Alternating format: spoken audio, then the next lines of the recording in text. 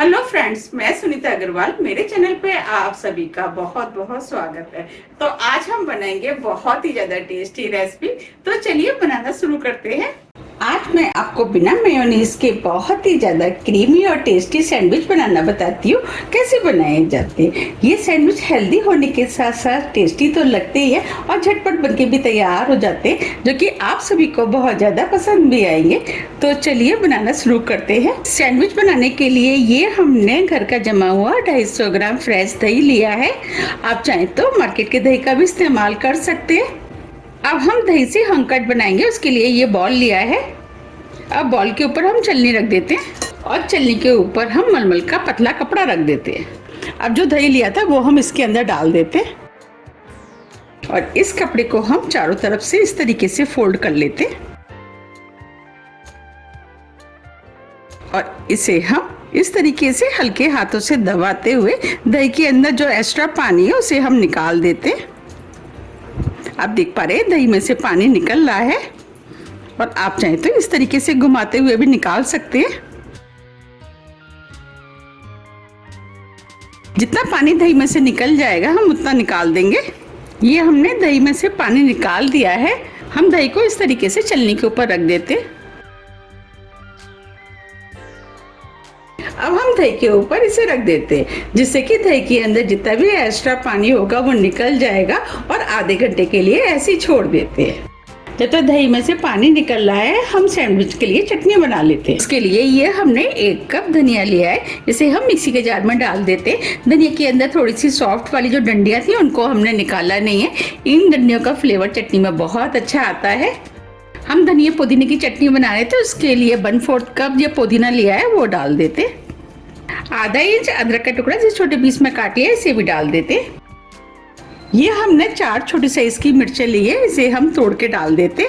मिर्च आप अपने टेस्ट के अनुसार थोड़ी सी कम या ज़्यादा भी कर सकते हैं। अगर आपको ज़्यादा चटपटी चटनी चाहिए तो आप मिर्च की क्वांटिटी बढ़ा भी सकते हैं।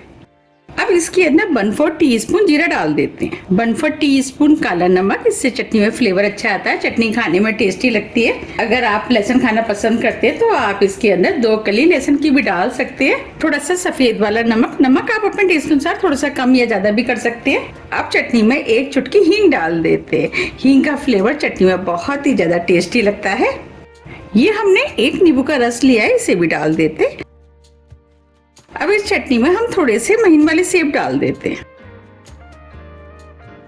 अब इसके अंदर 1/4 कप पानी डाल देते हैं। अब चटनी को मिक्सी से हम महीन पीस लेते हैं। अब ये चटपटी और टेस्टी चटनी तो पीस के तैयार हो गई है, इसे हम बाउल में निकाल लेते हैं। अब चटनी तो बनके तैयार हो गई, इसे हम साइड में रख देते हैं और दही देख लेते हैं। चटनी को हम हटा देते हैं। देखिए कितना बढ़िया हंकट बनके तैयार हुआ है। अब जो बॉल में पानी है इसे हम फेंकेंगे नहीं, इसे हम कढ़ी में या किसी भी सब्जी में डाल करके यूज कर लेंगे। अब इस हंकट को हम इस बॉल में डाल देते हैं। अब इसे हम मैश कर लेते हैं। अब इसके अंदर 1 टीस्पून पाउडर शुगर डाल देते हैं। आप सोच रहे होंगे कि चीनी डालने से ये दही मीठा हो जाएगा, लेकिन ये दही मीठा नहीं होगा, बस हल्की सी इसके अंदर मिठास आएगी। उसकी वजह से इसका टेस्ट बिल्कुल मेयोनीज जैसा लगेगा। आपने देखा होगा कि मेयोनीज में हल्का सा मिठास होती है। ये हमने पाउडर शुगर को अच्छे से मिक्स कर दिया है। हम वेजिटेबल सैंडविच बना रहे तो इसके अंदर हम कुछ वेजिटेबल डालेंगे। वेजिटेबल में ये हमने 2 टेबल स्पून गाजर लिए, जिसे हमने कद्दूकस कर लिया है, वो डाल देते। ये 2 टेबल स्पून शिमला मिर्च लिए, इसे भी डाल देते हैं। इसे भी हमने छोटे छोटे पीस में काट लिया है। 2 टेबल स्पून टमाटर के हमने बीज निकाल दिए हैं। ये 2 टेबल स्पून खीरा लिया है, जिसे हमने कद्दूकस कर लिया है। 2 टेबल स्पून प्याज, इसे भी हमने छोटे पीस में काट लिया है। वेजिटेबल आप अपने टेस्ट के अनुसार थोड़ी सी कम या ज्यादा कर सकते हैं, या जो भी आपको पसंद है वो डाल सकते हैं। अब इसमें हम थोड़ा सा हरा धनिया डाल देते हैं। अब इसके अंदर हम मसाले ऐड करेंगे। मसाले में आधी टीस्पून चिली फ्लेक्स लिए हैं, वो डाल देते हैं, इससे टेस्ट अच्छा आएगा। चाहे तो इसकी जगह लाल मिर्च का भी इस्तेमाल कर सकते हैं। आधी टीस्पून ऑरिगेनो, 1/4 टीस्पून काली मिर्च, जिसे हमने दरदरा कूट लिया है, आधी टीस्पून नमक। नमक आप अपने टेस्ट के अनुसार थोड़ा सा कम या ज्यादा भी कर सकते हैं। अब इसे चटपटा बनाने के लिए 1 टीस्पून चाट मसाला लिया है, इसे भी डाल देते हैं और सभी चीजों को हम अच्छे से मिक्स कर लेते हैं। मसाले भी आप अपने टेस्ट के अनुसार थोड़े से कम या ज्यादा कर सकते हैं, या जो भी मसाले आपको पसंद है वो डाल सकते हैं। अगर आपको ये सैंडविच बच्चों को सुबह लंच बॉक्स में बना करके देने, तो आप इस वाली स्टफिंग को रात को बना करके रख ले। बस उसमें नमक ना डालें, नमक उसी टाइम डालें जिस समय हमें सैंडविच बनाने हैं, क्योंकि नमक डालने से वेजिटेबल अपना पानी छोड़ देंगी, उसकी वजह से ये मिश्रण पतला हो जाएगा। अब ये सभी चीज अच्छे से मिक्स हो गई है। अब हम सैंडविच बना लेते हैं। उसके लिए ये हमने 4 स्लाइस ब्रेड के लिए हैं। ब्रेड आप कोई भी इस्तेमाल कर सकते हैं, जो भी आप खाना पसंद करते हैं। अब जो ब्रेड के साइड है उन्हें हम निकाल देते हैं। अब हम इन्हें नाइफ से इस तरीके से निकाल देंगे।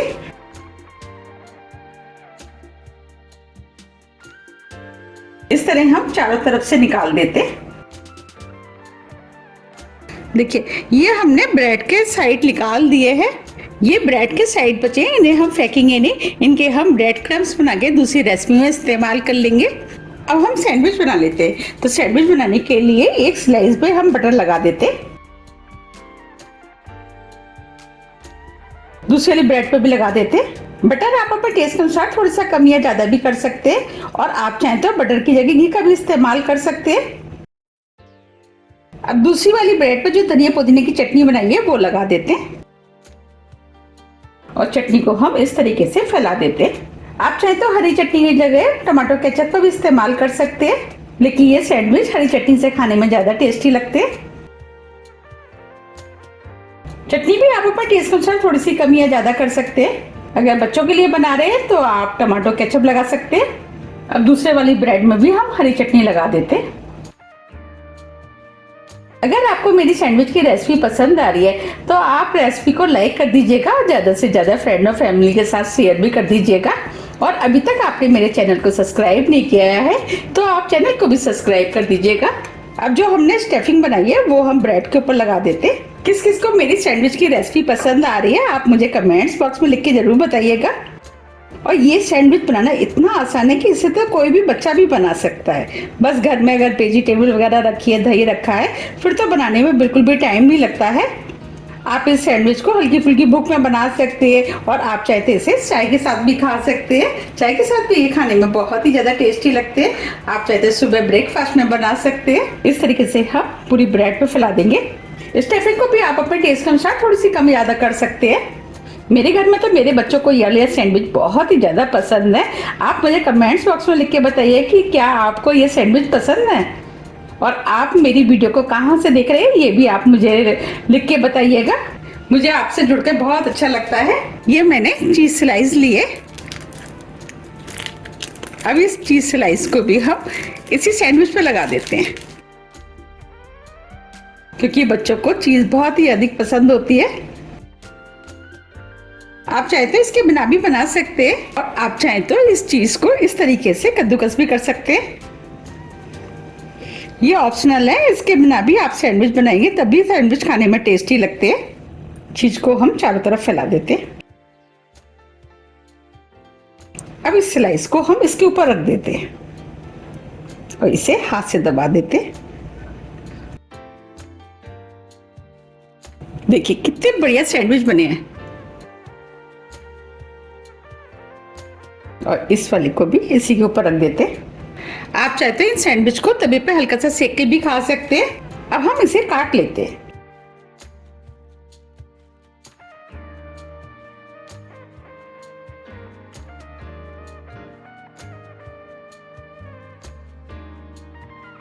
देखिए कितने बढ़िया सैंडविच बनके तैयार हुए हैं। अब इन्हें हम सर्व कर लेते हैं। देखिए कितने बढ़िया दही वेजिटेबल के सैंडविच बनके तैयार हुए।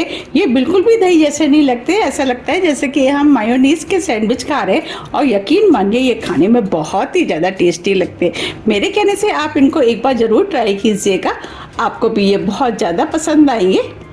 और देखने में ये कितने सुंदर लग रहे हैं, उससे ज़्यादा ये खाने में टेस्टी लगते हैं। तो आप मुझे कमेंट्स करके ये ज़रूर बताइए कि आप इन्हें कब बना रहे हैं।